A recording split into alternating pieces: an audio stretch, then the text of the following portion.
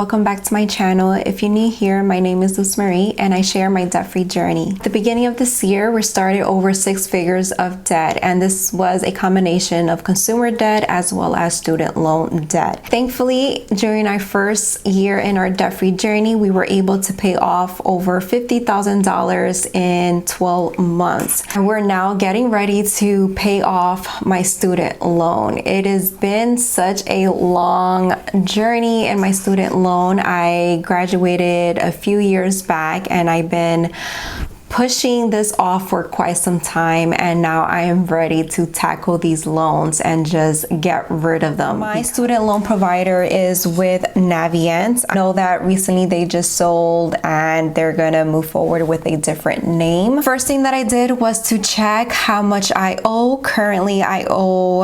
$66,359.38. So this is a total of 14 loans. I know it's quite a number of loans. Unfortunately, I did switch majors where I had to take out more loans in order for me to graduate with my bachelor's. So it set me back for a couple of years because I lost a lot of my credit. Lowest loan I think is $843, and the largest loan is $10,000. We are now in 2021 and I took out my loan starting in 2009. So it's been a couple of years back. I did make some payments in between those times. However, because of job loss, was a maternity leave, then the forbearance, I had my loans in forbearance for some time and also in deferment when I just wasn't working.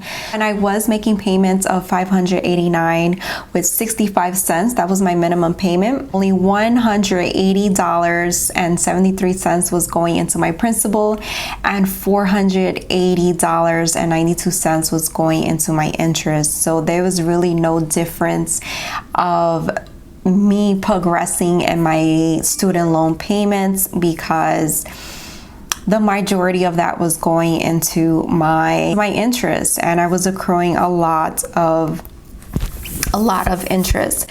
So just to look back at my loans, I first took out my first loan in 2009, and I graduated in 2014, and then I didn't find a job right after school, so I did have my loans in deferment and interests were accruing at the time. And then once I found a job, shortly after I graduated, my minimum payments was $140. So of course I was just paying my minimum payments, and unfortunately a lot of my money was going into interest and not towards my principal. I put my loans on hold for about a year or two, and my loans were accruing interest. In 2017, making a good decent salary, so I went back into paying my student loan. After 2017, lost my job, so I had my loans in deferment. I wasn't making any payments, so interest rate was accruing at the time. 19, I had lost my job, so again I put my loans into deferment. Then in 2020, that's when a national emergency been on forbearance for the last 2 years. So I haven't made any payments since because I've been focusing on paying off my consumer debt. Thankfully, at the end of 2021, we have paid off just a little over $50,000 in 12 months. So I'm really excited over that because we are able to move forward and I could start paying my student loan debt. Here and show you where you can find more information on your loan. This is my homepage on Navient. This is what I see. So when you log in, you'll see because of my loans are in forbearance, I have 0 payments due at the moment. But you can scroll down, and this is where you'll find the total current balance of your loans. And you also could find here on the right the total number of loans that you have. So if we click here,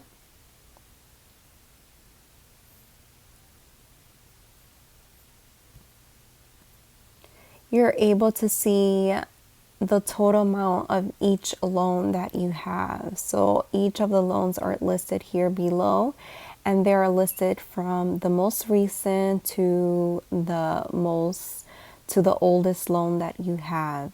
When logging into Navient, make sure that you update your personal information, your address, your phone number, so that they're able to contact you when you do resume making payments on your student loans. If you're unable to find any information on your own on their website, you're able to log into this resource assistant where you're able to ask your questions, and hopefully they're able to provide you the answers that you need. So as you can see, if you log on to their website, you're able to find different options of how to repay your student loan payments. They do provide different options for any different situation that you have.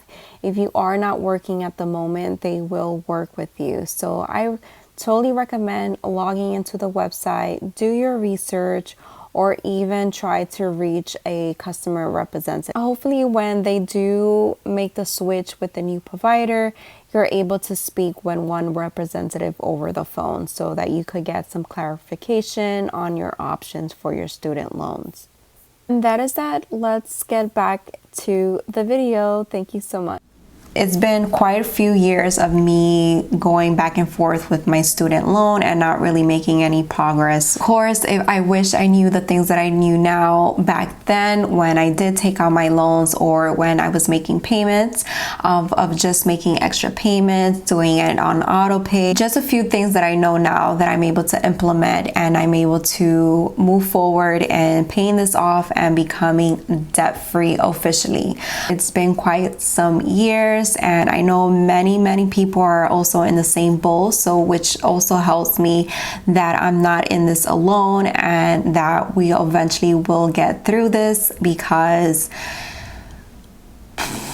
it's been quite some years. If you want to continue in following my debt-free journey of my student loan debt, don't forget to hit the subscribe button, like this video if you enjoyed it, and comment down below if you're ready to make payments to your student loan in 2022. Thank you so much for watching this video. Bye.